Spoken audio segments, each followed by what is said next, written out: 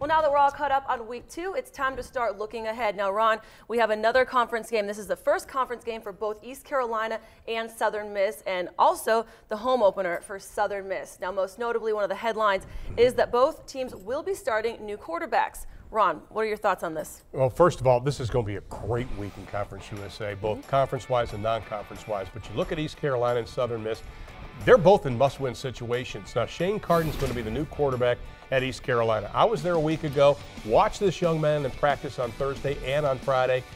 He is outstanding. He's got a big arm. He's a big, strong kid, great attitude. He was really disappointed when he wasn't named the starting quarterback. Rio Johnson was. He comes in the South Carolina game.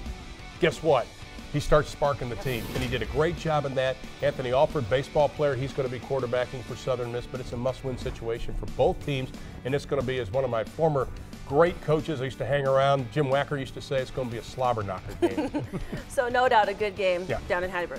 Okay, let's take another look at two teams coming off big wins this weekend. We had Rice with their win over Kansas, and then obviously Louisiana Tech with their win over Houston, that game being played in Ruston. I know you like the Louisiana Tech offense. Well, of course, they're going to be the newest member of Conference USA coming up, but how do you slow them down? Houston couldn't, obviously. Sonny Dykes has the ball going all over the place. They're not just a pass-happy offense, though, and I think when you see the scores, you go, they must throw the ball 800 times. No, they're pretty balanced at a lot of times during games. This is going to be a tough job defensively for Rice. Can they do it? They've got to build on the momentum of beating Kansas last week. If they don't, it could be very disappointing. So I think this is going to be a must-win situation for Rice, but the problem is slowing down Louisiana Tech. Absolutely. Now, talking about those big wins, SMU did get a big shutout win this last weekend over Stephen F. Austin. Now they look ahead. They have Texas A&M coming up on the bill. This is obviously going to be a big game. The house is going to be packed. They need to use that momentum. What else can we look for in this game? Me at the tailgating. That's what I'm looking forward to. One of the best tailgating. One of the best tailgating. No, I think for Texas A&M, they were very disappointed their second half offense, especially Cliff Kingsbury, former Texas Tech quarterback, offensive coordinator at Houston last year, along with Kevin Sumlin. They were so disappointed on what they did. Johnny Manziel is the real deal quarterback. How can SMU stop him? Because Manziel can beat you with his feet. They're going to have to be, SMU's going to have to really be quick on defense, especially on the defensive ends. You've got to contain this guy. If he gets to the edge, boom, Johnny Manziel's gone. Tough job for SMU.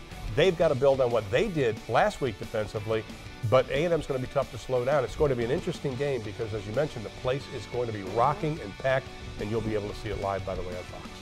That was just a selfless plug. Oh, very nice, very nice. Well, another thing to look at, too, is like, how is the crowd going to play into this? Because obviously, you know, it's Texas. There's going to be a lot of fans there for both sides. How does that play? What does SMU need to do to keep their heads in it? Not listen to the crowd, number one, because there are going to be a lot of Aggie fans, because Aggie fans travel all over the world to see their football team.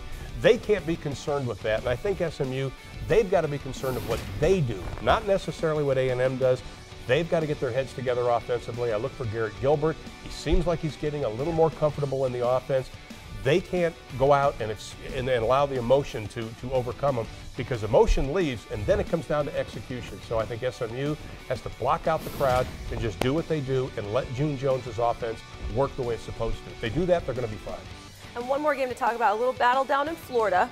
We have FIU and UCF kind of in a tussle this weekend. We do know that FIU won the previous meeting 17-10. You know, Central Florida is a team that I think is going to be okay. They have played a very difficult non-conference schedule, obviously, but I think they're better for that.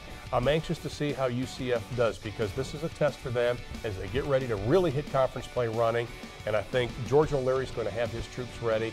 But they've got to get over this. They can't overlook FIU. They've got to get ready for this football game, win the game, and then start focusing on conference, because obviously they're one of the favorites in the East. Now, Ron, those were just a few of our games of note. Another one to look for is nation-leading passing offense in Marshall. They're taking on Ohio. That's going to be another one to keep your eye on. And here are the rest of CUSA football to keep your eye on this weekend.